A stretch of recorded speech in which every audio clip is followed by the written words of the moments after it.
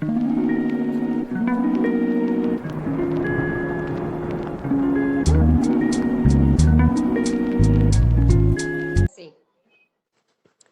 प्रश्न होता है ना कि श्रेष्ठ पुरुषार्थ किसी के हैं, किसे के हैं, तो जरूर उसके अंतर में कोई भ्रष्ट भी होगा, पुरुषार्थ कोई अंतर होगा उसका। चलिए, श्रेष्ठ क्या होता है, भ्रष्ट क्या होता है। अब कोई एक बीज दूसरे के लिए तो डिफाइन नहीं कर सकता कि ये श्रेष्ठ है ये भ्रष्ट है, डिफाइन कर सकता है क्या? नहीं।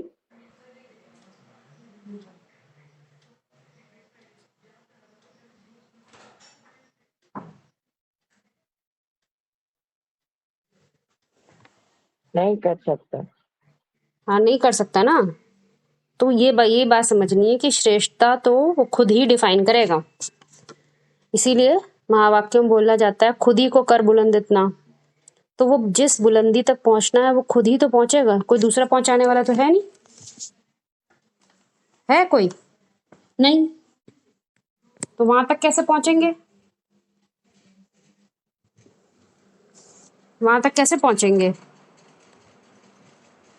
क्या जो जिस रथ पे हम बैठे हैं, जिस रथ पे हमने विनाशी अस्तित्व का सहारा ले रखा है, विनाशी अस्तित्व पकड़ रखा है, मैं डॉक्टर हूँ, मैं इंजीनियर हूँ, मैं लड़का हूँ, मैं लड़की हूँ, ये सब तो कैसे अविनाशी हैं कि अविनाशी हैं? ये तो विनाशी व्यक्तित्व हैं। इनके आधार पर यदि पढ़ाई पढ़ रहे होंगे तो कितना भी कर लें, श्रेष्ठ नहीं हो सकता। क्योंकि श्रेष्ठ वही होता है जो बीज होता है। बीज बाप ही अपने झाड़ को अच्छे से अच्छा संस्कार दे सकता है, अच्छे से अच्छी परिभाषाएं दे सकता है, ऊंचे ते ऊंचे उनको नैतिकता सिखा सकता है। बात समझिएगा, कोई बाप होगा, बीज होगा, तो वो ही उनको ऊंचा उठा सकता है। तो अब यहाँ पर जो श्रेष्ठ की बात है, वो यदि पुराने जिनको हम टेम्परेरी रथ बोलते हैं, आज होंगे कल नहीं होंगे, जिसको चौमुखी ब्रह्मा बोला जाता है, जिनके आधार पर दुनिया का विस्तार ही होगा, सार रूप में दुनिया नहीं चल पाएगी। तो ऐसे रथ से ये काम नहीं चलेगा, श्रेष्ठता नहीं डिफाइन हो सकती। कितना श्रेष्ठ कर लें, वो श्रेष्ठता कहीं ना कहीं इंद्रियों के लेवल तक ही रहेगी और ज्यादा से ज्यादा मन तक रहेगी। परंतु वो मन कौन सा होगा? अधोमुखी मन होगा, ऊर्ध्वमुखी मन नहीं हो सकता। क्योंकि बिना शिव के श्रेष्ठता डिफाइन नहीं करी जा सकती है। शिव परम सत्य है, परम सत्य, अखूट ज्ञान का भंडार जो हमेशा ही कायम रहता है। यदि उसके आधार पर ज्ञान रिसीव नहीं हुआ होगा तो वो ज्ञान आज ठीक लगेगा और कल खंडित हो जाएगा, वो अखंड ज्ञान नहीं होगा। इसलिए हम उसको श्रेष्ठ नहीं कहेंगे। तो श्रेष्ठ, इसीलिए श्रेष्ठ पुरुषार्थी बताए, पुरुषार्थ ही श्रेष्ठ कर सकता है। यानी जो ये जानता है कि मेरे लिए कैसे ज्ञान में कैसी जानकारी मुझे चाहिए जिसमें मैं जन्म जन्मांतर आराम महसूस कर सकूं। आराम समझिएगा, आराम किसको होता है? सबसे बड़ा आराम किसको होता है? आत्मा को संतुष्टता होती है, वो बहुत बड़ी चीज है। आत्मा संतुष्टि नहीं महसूस कर रही है, चीजें बहुत सारी हैं, तो बेआरामी हो जाएगी। तो वो कैसे आएगी? मेरे लिए वो कौन सा ज्ञान है? मेरे लिए वो ज्ञान तो भंडार है, पर मेरे लिए वो कौन सा है? मुझे अपनी समझ को किस स्तर पर डेवलप करना है।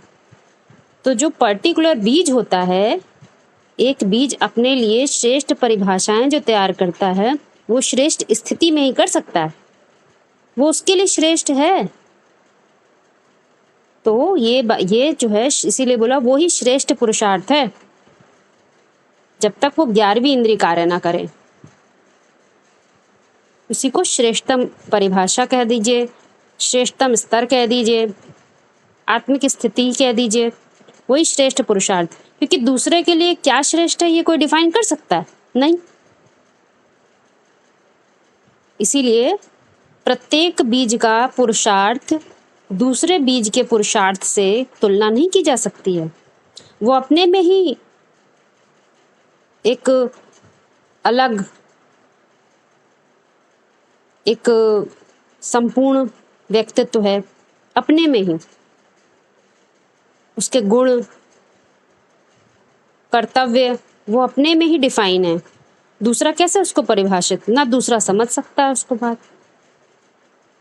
इसीलिए एक बात बोली जाती है, जो मूल भाव होता है ना, कोई नहीं जानता किस भाव से कर्म किया गया है, लेकिन जितना एवजा, जितना उसका रिटर्न मिलता है वो भावना के आधार पे ही भाड़ा मिलता है। वो छुपी हुई चीज होती है। कोई किसी को कुछ कह देता है, डांट देता है, तो कोई समझता है देखो ये बुरा व्यक्ति, इसने हमें डांटा, उसके हिसाब से वो बुरा है, परंतु चूंकि उसका भाव श्रेष्ठ है, उसने उसको ऊंचा उठाने के लिए कार्य किया, तो उस भावना का उसको भाड़ा अवश्य जरूर मिलता है।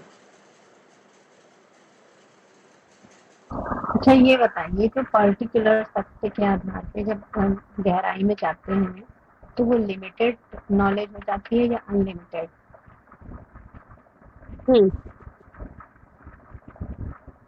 लिमिटेड नॉलेज रह जाती है कि अनलिमिटेड हो जाती है, ये कह रहे हैं ना। अनलिमिटेड नॉलेज, अनलिमिटेड तब तक है, नॉलेज अनलिमिटेड तब तक है जब तक उसको हमने परिभाषित नहीं किया है, तब तो वो अनलिमिटेड है तो, परंतु निराकार है, साकार तो हुई नहीं। और जो जीवात्मा का अस्तित्व होता है सृष्टि रूपी रंगमंच पर, वो निराकार साकार का मेल होता है। खाली निराकार हो तो काम नहीं चलेगा, साकार हो तो कोई काम नहीं चलता है, तो दोनों चाहिए। तो जब जो निराकारी ज्ञान है साकार हो जाता है, एक आकार ले लेता है, एक अहम आकार ले लेता है, तो जैसे कि भले अनलिमिटेड नॉलेज तो हमारे लिए अब नहीं रही, वो लिमिटेड हो गई, लेकिन जो पुरुषार्थी है उसका कनेक्शन उससे रहा। ऊपर जो ऊंचा जो ज्ञान है, अनलिमिटेड नॉलेज है, चूंकि उसको समझ लिया, तो जैसे कि निराकार साकार का मेल काम करता है, और एक जन्म में नहीं, जन्म जन्मांतर काम करता है। तो वो काम, जैसे कि उदाहरण ले लेते हैं, आपके पास मोबाइल होता है, आप मान लीजिए एक शहर में रह रही हैं, दूसरे शहर में जाती हैं, तो क्या मोबाइल का कनेक्शन टूट जाता है? नहीं, क्योंकि वो अनलिमिटेड ऊपर सैटेलाइट से जुड़ा हुआ है, उसकी रेंज बड़ी है, बस कनेक्शन सही, नेटवर्क सही होना चाहिए, वो जुड़ा रहेगा। ये स्थूल जगत का नेटवर्क है, और ये क्या है, सूक्ष्म जगत का नेटवर्क भी काम करता है। ये था कि कहते हैं साकार में निराकार को याद करो, तो जो साकार है उसके लिए ये भी कहते हैं एक पतित पावन बाप को याद करो। तो जो पतित है ना साकार, तो उसको जो साकार है वो पतित है, तो पतित जो है वो कैसे समझेंगे कि वो किस आधार पे पतित बताया है उसको? साकार निराकार के मेल की बात कर रही है ना, और क्या कह रही हैं कि साकार, तो साकार व्यक्तित्व तो कहिए ना, साकार ऐसे का कोई अर्थ नहीं होता, साकार व्यक्तित्व, निराकारी ज्ञान का साकार व्यक्तित्व से कनेक्शन होता है। तो साकारी व्यक्तित्व को हम क्या समझें, उसमें तो मन बुद्धि काम कर रही होती है, लेकिन वो मन बुद्धि कैसी होती है, लिमिटेड हो जाती है ना। जन्म जन्मांतर कार्य करते करते जैसे बीज में अपनी क्षमता खो देता है, वैसे ही जो बुद्धि होती है वो अपनी जो नॉलेज होती है, जो सही सत्य ज्ञान होता है, उसकी परख शक्ति खो चुका होता है। उसके अंदर जो परखने की शक्ति होती है वो खत्म हो जाती है, क्योंकि अन्य अन्य धर्मों का इतना छिलका चढ़ जाता है कि वो सही बात को परख नहीं पाती। तो उससे होता क्या है, उसको बोलते हैं पतित, अर्थात जो सत्य है उसकी बुद्धि में ठहरता ही नहीं। सत्व होता है वो यदि किसी पुरुष का ठहरे नहीं तो उसे क्या बोलेंगे, पतित बोलते हैं दुनियावी भाषा में। ऐसे ही आध्यात्मिक परिभाषा में जो समझ होती है वो बार बार किसी कारण से, किसी धारणा से प्रभावित होकर क्षरित होती रहे, सेट ना रहे, तो उसको क्या बोलेंगे, इसे आत्मा का बोध नहीं है, इसको अपने सिर्फ देह का ही बोध है, वो लिमिटेड अपने को देह को ही देख पा रहा है। तो ऐसी बुद्धि कैसी है, पतित बुद्धि है। क्योंकि यदि बुद्धि ही पतित होगी तो उसका रोल भी कैसा होगा, पतित होगा। तो वो कैसा, वो किसको कहा गया, वो साकार व्यक्तित्व है। उसी को ऊंचा उठना है, उसी को निराकारी और साकार का मेल करना है, वही पुरुषार्थी है। तो जो साकार व्यक्तित्व है तो उसको टेम्परेरी रथ समझेंगे ना फिर? नहीं, टेम- साकार व्यक्तित्व है, उसको पकड़ लिया तो मुकर्रर रथ है ना।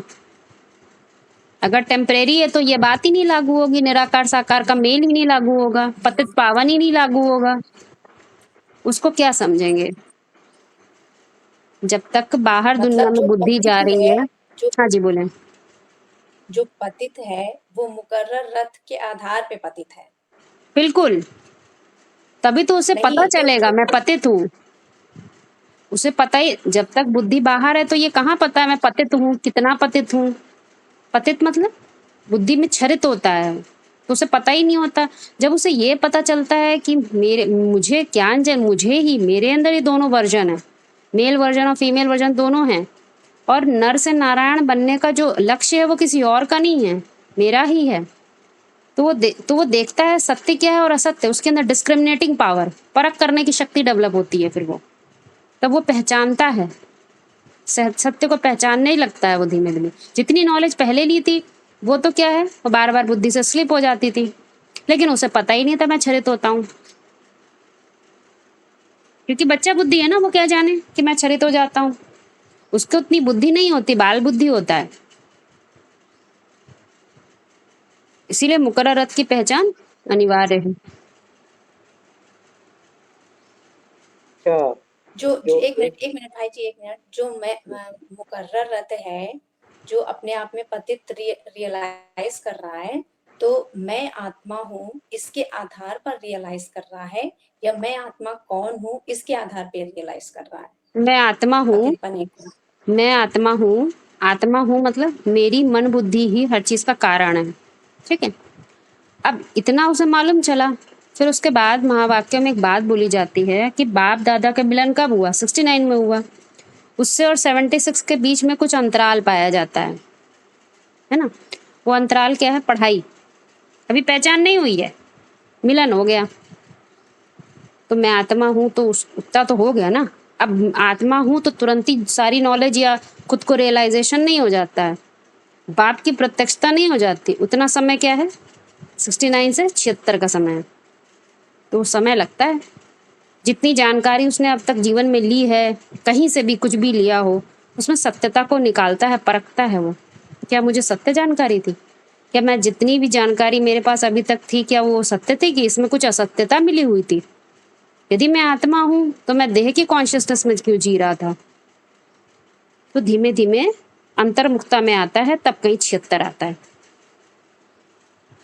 ही है, क्योंकि जो पुराना ज्ञान होता है ना, पुराना ज्ञान बार बार परेशान करता है योग में। माया क्या करती है, योगियों को परेशान करती है। बात तो ये है, मेरी जानकारी के आधार पे तो ये बात है। अब जो ये नई जानकारी मिली है तो इसमें सत्य क्या है, तो योग। इसीलिए योग बहुत इंपॉर्टेंट है, जोड़, क्योंकि योग ही हमें प्रैक्टिकल की तरफ ले जाता है। जिसने जो चीज प्रैक्टिकल कर ली, इसका मतलब वो योग में चढ़ गया, उतना वो प्रैक्टिकल हो गया, उसके बुद्धि में वो चीज क्लियर हो गई, ज्ञान की क्लैरिटी हो गई। तो क्या माया डिस्टर्ब नहीं करेगी? माया है ही क्या, सभी धर्मों का जो बीज है, कारण है, वो क्या है, कामना है। और कामना ही माया का रूप बताया गया है, तो अंधकार पैदा करती रहती है। इसीलिए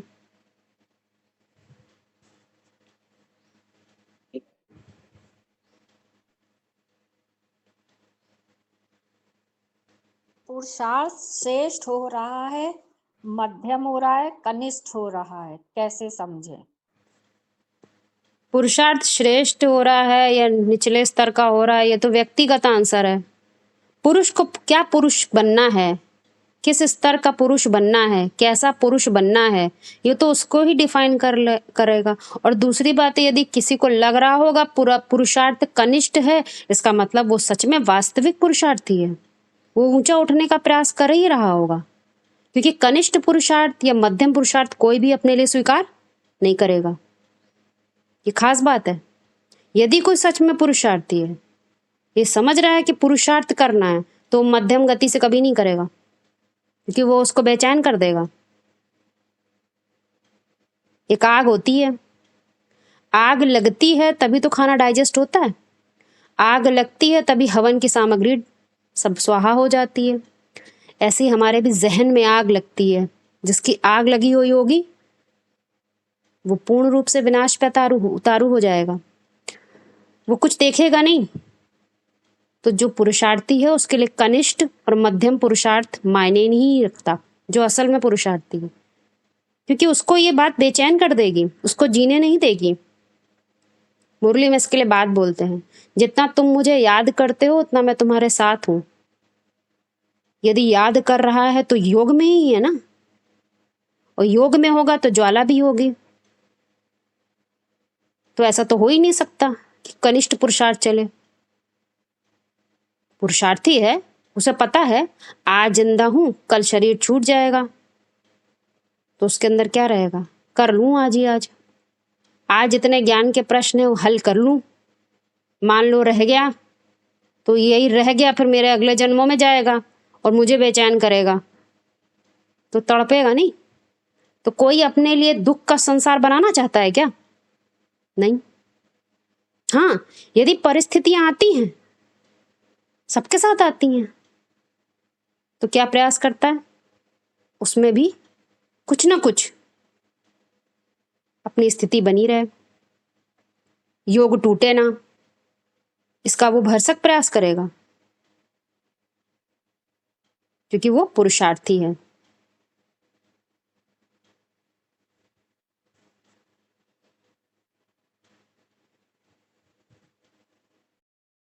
उसके अंदर माना एक बेचैनी होती रहेगी कि मुझे और कुछ करना है और कुछ समझना है। ये बात सही है। वो कनिष्ठ अपना वो नहीं कर पाएगा ना, एक्सेप्ट नहीं कर पाएगा। कोई नीचे, अब कोई डिजर्व करता है कि मैं आईएएस ऑफिसर बन सकता हूँ, उसको कोई प्यून बना दे, कितने दिन वो बना रहेगा? नहीं बन सकता ना। परिस्थितियां हैं तो भले चलिए बना हुआ है, लेकिन उसको अंदर से पुरुषार्थ, उसकी अग्नि उसे जीने नहीं देगी। तो इसलिए पुरुषार्थ कनिष्ठ और मध्यम जब कहते हैं ना, तो ये सिर्फ परिस्थितियों के कारण हो सकता है। बाकी उसकी अपने जो पुरुषार्थी होगा वो अपने से ये नहीं करेगा कि मेरा पुरुषार्थ धीमा हो जाए, क्योंकि तब अगर यदि ऐसा कर रहा है तो वो पुरुषार्थी ही कहाँ है? पुरुष अर्थ नहीं कर रहा है, वो तो प्रकृति अर्थ कर रहा है। सभी को ये पॉइंट क्लियर हो रहा है? थोड़ा गहरा पॉइंट है, प्रैक्टिकल में समझने की बात है इसको।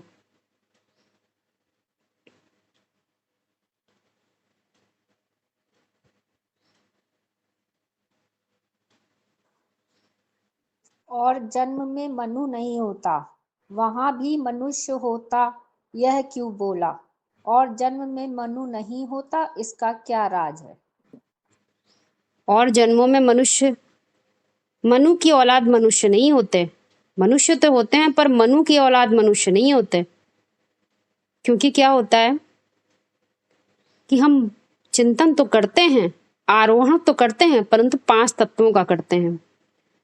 किसी न किसी कामना के वशीभूत होकर करते हैं। और जब कामना के वशीभूत होकर कर रहे होंगे तो कौन सा मन कार्य कर रहा होगा? अधोमुखी मन। और ऊर्ध्वमुखी का तो सवाल ही नहीं होता। तो यही समझने की बात है। हाँ जी, अधोमुखी कार्य कर रहा होगा, कामना के लिए स्तर से कार्य कर रहा है। तो वहां पर मनुष्य तो भले होते हैं, लेकिन वो मनु की औलाद, मनु जब हम कहते हैं तो मनु ऊर्ध्वमुखी मन को कहा जाएगा, उसकी औलाद नहीं हो पाते। वो श्रेष्ठता की बात है। मनन चिंतन तो करते हैं, लेकिन लिमिटेड नॉलेज को। ज्ञान भी कैसा होता है? लिमिटेड। यदि कोई पुरुषार्थी अपने पुराने जीवन को देखे तो उसे ऐसे ही दिखाई देगा, क्या था, क्या कर रहा था, कैसी सोच थी, वो खुद अपने आप ही सब दिखाई देता है। तो लगता है कि मनुष्य मनु की औलाद तो नहीं थे। अपना पुराना जीवन कैसा लगता है? बड़ी लोअर स्टेज ऑफ माइंड में लगता है। तो ये पुरुषार्थी की बात है।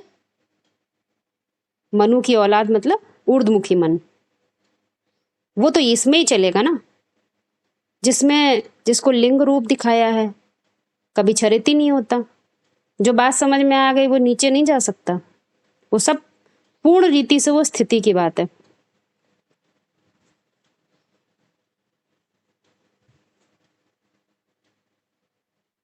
माने ऊर्ध्वमुखी ब्रह्मा की औलाद का मनन चिंतन चलता है ना जी। वो अनलिमिटेड नॉलेज का होगा ना, वो सीमित ज्ञान का नहीं होगा।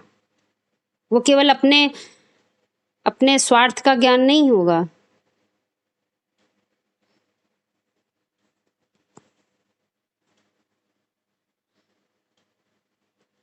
क्योंकि उसे क्या होता है, उसे ये मालूम चल जाता है कि जो अस्तित्व है, वो आत्मा का अस्तित्व तो सदा कायम रहता है। तो जो सदा कायम है वो उसके लिए कार्य करेगा। जो एक जन्म है, आज है, कल नहीं है, उसके लिए कार्य करेगा। तो यहाँ उसकी समझ डेवलप हो जाती है। तो वो अपना फिर समय बुद्धि बर्बाद नहीं करेगा बिल्कुल भी, क्योंकि उसे पता है यही सबसे बड़ी कीमती चीज है। दुनिया में भौतिक जगत में पैसे के पीछे भागते हैं, लेकिन आध्यात्म में किसके पीछे भागते हैं? समय के पीछे। दुनिया में तो कह देते हैं time is money, money is time, परंतु इन्हें पता नहीं है समय कैसे मनी है। वो दुनियावी परिभाषाएं लगाते हैं, 1 घंटा देते हैं अपना किसी को तो 1 लाख रुपए ले लेते हैं। परंतु यहाँ क्या बात है, यहाँ अंतर पड़ जाता है, क्योंकि ये दुनिया समय के आधार पर चलती है। समय बदल जाता है तो युग बदल जाता है, और समय किसके आधार पर चलता है? स्थिति के आधार पर। और स्थिति किससे बदलती है? ज्ञान से, अविनाशी नॉलेज से, जो स्पेस टाइम के आधार पर बदलता नहीं है। जो ज्ञान आज हो कल बदल जाए, ऐसा नहीं होगा। तो ऐसा ज्ञान जो समझ लेता है तो स्थिति ऊंची होती है, स्थिति बदलती है तो समय बदलता है, समय बदलता है युग बदल जाता है, बहुत कुछ बदल जाता है। तो इसीलिए महावाक्य में बोलते भी हैं, तुम जो बीज रूप आत्मा है वो समय को बदलने वाले हैं। तो समय बहुत बड़ी चीज है, इसलिए समय की वैल्यू करनी है।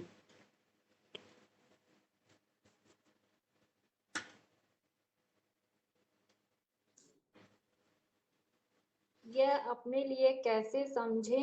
ज्ञान के रास्ते दीवार बन गए, कैसे? देखिए, महावाक्य में एक बात बोली जाती है कि ज्ञान कोई समझ ना पाए, किसी को समझाया ना जा सके, सत्य को अनभिज्ञ रहें, इसके लिए दीवार बन के खड़े हो जाते हैं। ऐसे कोई होते हैं जो दीवार बन के खड़े हो जाते हैं। तो दीवार की परिभाषा बताई जाती है क्या? माया पुरुषार्थियों के सामने दीवार बन के खड़ी हो जाती है। किन पुरुषार्थियों के पीछे? जो अधोमुखी है, मन की स्थिति में है।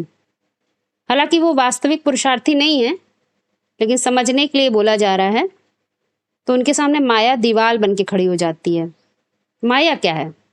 माया बताया गया ज्ञान का अंधकार है। ये बहुत बड़ी बात है। हम समझते हैं हमने जान लिया, 2-4 महावाक्यों के अर्थ जान लिए, बहुत ज्ञानी हो गए। परंतु वास्तव में वो तो एक हमने सहारा मिला है हमें ज्ञान का, अपने अस्तित्व को खड़े करने का एक सहारा मिला है। जान लिया मुकर्रर अर्थ को, अब मुकर्रर अर्थ को काम क्या करना है? वो तो राम है ना, उसको तो रावण का पता होना चाहिए, किसको मारना है, क्या खत्म करना है इस दुनिया से, उसको यही नहीं पता है। तो क्या होगा? ये ज्ञानी का मतलब वो योगी भी जरूर होगा। तो किस चीज से योग लगाना है, क्या खत्म करना है? दुनिया में बम फटते हैं तो शहर के शहर बर्बाद कर देते हैं। तो यहाँ बम फटेगा तो क्या बर्बाद करना है? पता ही नहीं है। तो जब पता ही नहीं है राम को रावण का, तो क्या युद्ध करेगा? तो वही बात समझनी है, माया का अंधकार, अज्ञानता का अंधकार अभी इस स्तर तक दूर करना है कि वो अज्ञान जन्म जन्मांतर हमारे को छू ना सके। परंतु यदि इसका पता नहीं होता है तो वो दीवार बन के खड़े हो जाते हैं। कहते तो हैं हम ज्ञानी हैं, पुरुषार्थी हैं, पुरुषार्थ कर रहे हैं, परंतु माया बीज रूप में काम करती है। किस रूप में? कामना के रूप में। कामना ही जगत का कारण होता है। तो यदि कोई कामना दिल में भरी हुई है उस कामना के आधार पे ज्ञान को समझेंगे तो एक्यूरेट ज्ञान नहीं समझ, अनलिमिटेड नॉलेज नहीं पकड़ पाएंगे, कुछ ना कुछ उसमें रह जाएगा। और जो रह जाता है वो कहीं ना कहीं दीवार बनता ही है। आज नहीं बनेगा सो अगले जन्म में बनेगा, वो बनता ही है क्योंकि बीज पड़ा हुआ है। सभी को ये पॉइंट क्लियर हो रहा है? ना आए तो फिर से पूछिएगा, बहुत इंपॉर्टेंट पॉइंट है। कामना का जो कनेक्शन है वो किससे है? माया से। कामना होती है तो हम पूरा ज्ञान नहीं क्लियर कर पाते हैं क्योंकि वो कामना अंदर इंटरफेयर करती रहती है, बार बार माया इंटरफेयर करती रहती है। अरे थोड़ा सा तो ये कर लो, इतना तो कर ही सकते हैं, इतना तो टाइम दे ही सकते हैं अपनों को, ऐसे ऐसे करके टाइम ये सब जो है इंटरफेयर करता है बार बार। और जितना इंटरफेरेंस होती है उतना हम ज्ञान को एक्यूरेट नहीं पकड़ पाते। और जहां एक्यूरेट नहीं पकड़ पाए वो आज नहीं तो कल धोखा देगा हमको। पढ़ाई कोई करता है, पढ़ाई में 2 फॉर्मूले वो भूल जाए या उस पर ध्यान ना दे, ना समझ में आ रहा तो पूछे भी ना किसी से कि भाई देखो ये समय नहीं आ रहा है, कैसे इसको करेंगे। किसी से नहीं पूछा, हल नहीं करा अपने प्रश्नों को, तो क्या होगा? एक समय आएगा, परीक्षा होगी, वही 2 प्रश्न आ जाएंगे, फेल हो जाएगा, नंबर कम आ जाएंगे। आपका कहने का जो भावार्थ है कि माना दुनियावी कोई भी कामना अपने को नहीं रखना है, यही बोला है ना आपने? दुनियावी कामना कैसे रखेंगे? ये मिल जाए वो मिल जाए तो सारी बुद्धि की ताकत उसमें लग जाएगी, तो बुद्धि को जो समझना सो कहाँ समझ पाएगा। मान लीजिए क्लास करनी है आज, मन कहीं और लगा हुआ है, तो क्लास का 1 घंटा उसमें तो हम लगे ही नहीं ना पूरा, थोड़ा काम ये भी कर ले रहे हैं, थोड़ा काम वो भी कर ले रहे हैं, तो माइंड तो फ्री हुआ ही नहीं। जो एक्सेप्ट करना तो जो समझना सो तो समझ में आया ही नहीं, तो भी चला गया। क्योंकि सूत्रों को समझने के लिए कैसा होना चाहिए, अपने अंदर कोई सूत्र ना बनाओ फॉर्मूला पहले से ही, क्लास खत्म हो जाए तो हम ये कर लेंगे, अपने अंदर ही बना रखा है हमने, उलझा हुआ है अपने अंदर सारे तार। तो जो ज्ञान के नए फॉर्मूले वो दिखाई कहाँ देंगे, समझ कहाँ आएंगे, क्योंकि हम अंदर से ही उलझे हुए हैं। उसके लिए कम से कम कोई भी क्लास कर रहे हो, समझ रहे हो, उसमें तो उलझे ना हुए होंगे, तो उसमें ही भी उलझे हुए होंगे तो बात। इसीलिए मुरली में बोला जाता है क्लास करने से पहले आत्मिक स्थिति बनी होनी चाहिए। आत्मिक स्थिति वालों को ही, रूहानी बच्चों को ही ज्ञान सुनाता हूँ, तो ये सब बातें इसीलिए बोली जाती हैं। हाँ ज्ञान, हाँ अपने लिए मतलब ज्ञान के ज्ञान ही कैसे दीवार बन जाता है, तो कैसे है वो कि हद की दृष्टि से ज्ञान को उठाया तो वो दीवार बन जाता है। इसका एग्जाम्पल ऐसे समझिए, जैसे महावाक्यों में बोला कलयुग के अंत में कन्याएं माताएं अबला हो जाती हैं। अगर इस ज्ञान के पॉइंट को हद के दृष्टिकोण से अप्लाई करा तो जो वास्तव में कन्या चोले वाले और होंगे, माता चोले वाले होंगे, मतलब उनका जो शरीर है कन्या या माता का होगा, तो वो कभी आगे नहीं बढ़ पाएंगे। वो क्या समझेंगे, मुरली में तो बोल दिया है कि कन्याएं माताएं अबला हो जाती हैं, तो वो आगे कहाँ पुरुषार्थ कर पाएंगे, कभी नहीं। हम तो अबला हैं, अबला अबला करके और बलहीन हो जाएंगे। और अगर इसको बेहद के दृष्टिकोण से अप्लाई किया, माने आत्मा समझ रहे हैं स्वयं को, तो आत्मा समझेंगे, तो आत्मा के लिए कन्या माता की परिभाषा ही दूसरी है।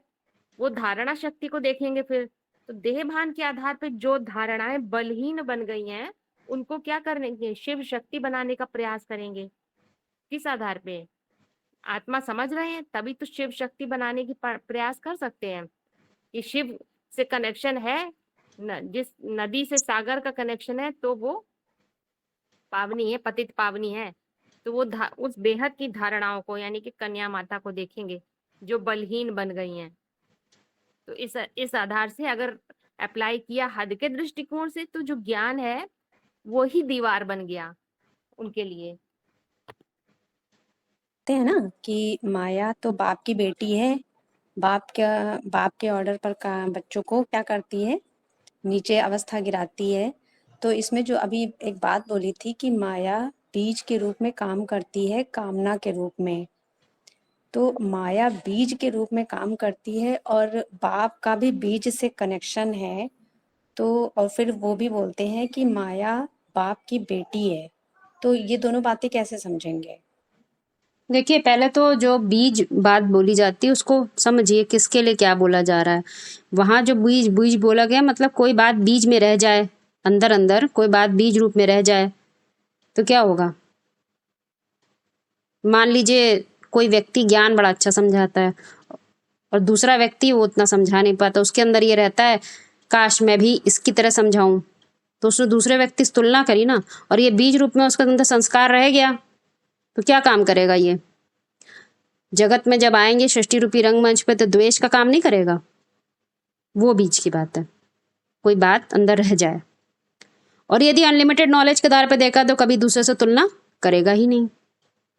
अब आते हैं माया बाप की बेटी है, तो माया तो बाप की बेटी है, मतलब जब मेल वर्जन का ही फीमेल वर्जन तैयार होता है, मेल वर्जन का फीमेल वर्जन, तो क्या हो जाता है? क्रिएशन कोई हो गई तो वो तो अंधकार रूप में हो गया ना, अंधकार आ जाता है ना इस बात का। स्वाति दी पॉइंट है कोई? हाँ, बता रहे हैं, इसको पूरा ही बता रहे हैं। माया क्या है? बाप की बेटी है। तो किस आधार पे बाप की बेटी? बेटी माने रचना, क्रिएशन हो गई। तो जैसे कि दो एग्जाम्पल से समझ सकते हैं। पहला एग्जाम्पल है कि जैसे बेटी है, तो बेटी माने शक्ति, शक्ति का रूप है। तो शक्ति है तो उसके संग में शक्तिमान जरूर होगा। जैसे सूर्य है, सूर्य की परछाई अगर नीचे जल में पड़ रही है, सूर्य ऊपर है, नीचे घड़ा रखा है, इसमें सूर्य की परछाई पड़ रही है, लेकिन क्या वो नीचे जो सूर्य की परछाई पड़ रही है वो सत्य है? नहीं, वो सिर्फ परछाई मात्र है। सत्य कहाँ है? सत्य तो ऊपर है, और जो नीचे है उसको कहा जाता है प्रतिभासित सत्य। मतलब जो भासना दे रहा है ओरिजिनल होने की, लेकिन ओरिजिनल नहीं है, ओरिजिनल चीज तो ऊपर है। तो सत्य प्रतीत हो रहा है, लेकिन सूर्य के बिना वो परछाई बन नहीं सकती है। परछाई का अपना अलग से अस्तित्व नहीं होता है बिना ओरिजिनल सत्य के, ओरिजिनल चीज के। अगर सूर्य ओरिजिनल में ना होता ऊपर, तो परछाई नीचे नहीं बनती। इसीलिए जैसे संसार के लिए कहते हैं माया प्रतिभासित सत्य है, प्रतीत होता है, लेकिन उसका कारण कहाँ है? वो है ओरिजिनल रूप में, वो कहीं और है, वो ऊंचा है, ऊंचाई पे दिखा दिया गया है। अब यहाँ समझने की बात है, एक और महावाक्य है, उसे टैली करके समझ सकते हैं। माया क्या होती है? माया है तो अपने अंदर विकृति होगी तो दूसरा भी विकारी रूप धारण करके हमको आकर्षित कर सकेगा। वो बंद करिए, ऑडियो बंद करिए शिव शंकर भाई। माया है तो अपने अंदर विकृति होगी तो दूसरा भी विकारी रूप धारण करके हमको आकर्षित कर सकेगा, या क्रोध में, लोभ में, मोह में ला सकेगा। अगर हमारे अंदर ही विकृति नहीं है, हमारी दृष्टि साफ है, तो बाहर वाला कुछ नहीं कर सकेगा। तो इससे क्या साबित हो रहा है? बाहर अगर हमको परिस्थितियों में अगर कहीं कुछ विकार दिख रहा है, कोई हमें क्रोधी दिख रहा है, तो वो माया का रूप कैसे है? वो माया का रूप है केवल। क्यों? क्योंकि वास्तव में क्रोधी वहां दिख रहा है, लेकिन क्रोध हमारे अंदर है, हमारे मतलब मन बुद्धि रूपी आत्मा बीज के अंदर। अगर मन बुद्धि रूपी बीज के अंदर क्रोध नहीं है, क्रोध की परिभाषा नहीं है, तो क्रोधी दिख नहीं सकता है। तो असली सूर्य अंदर है, बीज जो ओरिजिनल सत्य है वो अंदर है, मन बुद्धि रूपी आत्मा के अंदर। और बाहर क्या दिख रहा है? प्रतिभासित सत्य। लग रहा है कि भाई क्रोधी है, उसने, उसकी वजह से हमको क्रोध आ रहा है, लेकिन अपने अंदर की जो बीज पड़ा हुआ है परिभाषा के रूप में, उसको नहीं देख पा रहे हैं। तो वो माया फंसा लेती है, उसको भरा बुरा कह रहे हैं, वो कर रहे हैं, उसी के ऊपर गुस्सा कर रहे हैं। नहीं भाई जी को बोलने दीजिए, जिसने प्रश्न पूछा वो बोले। हाँ जी लेकिन भैया, वो उससे तो होता क्या खाली है? सिर्फ हद की तो लोग इसको समझ सकते हैं ना, लेकिन हाँ बिहेव में तो बिल्कुल, समझ नहीं सकते। हाँ हद में तो वो करते हैं, परंतु वो क्या कह देते हैं? शिवो हम कह देते हैं। और कहता कौन है? वाणी का प्रयोग कौन करता है? जो भौतिक जगत में होते, बोल बोल करते हैं। जैसे नेता होते हैं, वो कहते हैं हम ये कर देंगे, वो कर देते हैं, लेकिन आध्यात्म में उन्हें पता होता है कि हम करता नहीं है। उन्हें पता होता है अहंकार विमूढ़ आत्मा करता हम इति वन्यते, तो वो कहते नहीं है। वो जानते हैं कराने वाला ऊपर है, वो सिर्फ निमित्त मात्र हैं, इसलिए वो कहते नहीं है, हो जाते हैं। जाने तो तुम्हें हो ही जाए। और ये बहुत बड़ा अंतर है, ये स्थिति की बात है। और वहां स्थान, समय, वायुमंडल के आधार पे वो काम होता है। तो इसीलिए मुरलियों में बोला जाता है, वो कहते हैं, कहकर बैठ जाते हैं, शिवो हम बनकर बैठ जाते हैं। तो मुरली में बोलते हैं कि तुमको कहने की जरूरत नहीं है, कि अथॉरिटी तुम्हारी नहीं है, अथॉरिटी तो ऊपर वाले की होती है। हम बच्चे क्या हैं? सिर्फ निमित्त हैं। हमारा कुछ नहीं है, ज्ञान अपना नहीं होता है, ज्ञान तो ऊपर वाले का ही होता है। हम जान लेते हैं तो कुछ न कुछ उसका रूप अहंग आकार ले लेता है। माने उन्हें दे अहंकार बहुत होता ना, अध्यात्म को समझते ही नहीं है। कोई बात नहीं, वो उनका वो तो रोल प्ले कर रहे हैं, जैसे पार्टधारी हैं प्ले करेंगे। नहीं, अगर एकदम स्थूल में जाएंगे तब देह अहंकार। यहाँ तो सब बातें बेहद में टैली करनी है। तो सन्यासी की भी ये स्टेजेस हैं, सन्यासी वाली भी। तो पुरुषार्थ की स्टेजेस हैं। रुद्रमाला के मन के हैं सन्यासी।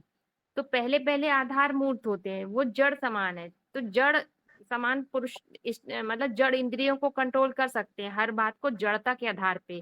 जैसे बेसिक ज्ञान लिया तो वो हर बात में अभी जड़ता है, एडवांस नहीं मिला है, तो वो हद के सन्यासी हैं। लेकिन महावाक्य में बोला है हद भी जरूरी है तो बेहद भी, क्योंकि सन्यासियों ने ही भारत को थमाया है। अगर हद का सन्यास ना किया होता तो बेहद तक पहुंच नहीं पाते। अब इस वैसे थोड़ा स्थूल लेवल पर देख लें तो अगर हमने बीके में वो हठ योगी क्रियाएं न करी होती, हद में अमृत वेला, वाइट कपड़े पहनना, नियम से ये 4 टाइम वो करना, बीच बीच में योग करना, ये सब भी करना जरूरी था ना आगे बढ़ने के लिए, तभी तो आगे एडवांस को तुरंत कैच कर लिया। तो जब तक पूरा ज्ञान बुद्धि में नहीं है तब तक बुद्धि में क्या रहता है, पलायनवादिता। मतलब बाहर की दुनिया में मन नहीं लगता कि हाँ वहां जाएं, शादी पार्टी में जाएं। नहीं नहीं, ज्ञान नया नया ज्ञान मिला, ज्ञान ही अच्छा लग रहा है, मन कर रहा है यहीं रहें, इसी माहौल में रहें, मधुबन में रहें, आश्रम में रहें, और कहीं मजा ही नहीं आ रही थी। तो ये सब बुद्धि में क्या था, सन्यास की वृत्ति थी, पलायनवादिता थी। तो उसको भी हद की सन्यास वृत्ति कहेंगे। वो कायरता वाली स्टेज है। क्योंकि क्यों ऐसी स्टेज है, शुरू शुरू में ऐसी रहती है क्योंकि पूरा ज्ञान समझा नहीं है। कर्म और योग को अलग अलग कर रहे थे, बैठ के म्यूजिक बजाया तब योग लग रहा है। तो वो जब योग में बैठे हैं तो कर्म नहीं है, आंखें बंद करके कर रहे हैं, इंद्रियों को दबा रहे हैं, ये सब हद का सन्यास है। लेकिन अव्वल नंबर सन्यासी किसको बताया है, शिव। माना जब शिवत्व डेवलप हो जाता है ज्ञान के आधार पर, तब बेहद का सन्यास असली सन्यास होता है। वो भागने वाला सन्यास नहीं है। शिव है परम पुरुष, ऐसा पुरुष जो प्रकृति को पूरा जानता है और उससे अप्रभावित रहता है, इसीलिए वो असली सन्यासी है। यादगार क्या दिखाया है, शिवलिंग। शिवलिंग कैसा है, क्लोज कनेक्शन में होते हुए भी क्षरण नहीं हो रहा है। वो बाजार में रहने वाला सन्यासी है, घर गृहस्थ की कीचड़ में रहने वाला सन्यासी है, छोड़ छाड़ के जंगल में भागने वाला सन्यासी नहीं है। तो हद अथवा स्थूल भी तब तक जरूरी है जब तक सूक्ष्मता को नहीं पकड़ा है, ज्ञान को पूरा नहीं समझा है। ये सीढ़ियां है ना, क्योंकि बेहद में जाने का रास्ता तो हद में से ही गुजरता है। तो जब सबसे ऊंची स्टेज को पकड़ते हैं तो वो सन्यास है, जो जिसको शिवलिंग मंदिर में दिखाया गया है, वो है बेहद का सन्यासी।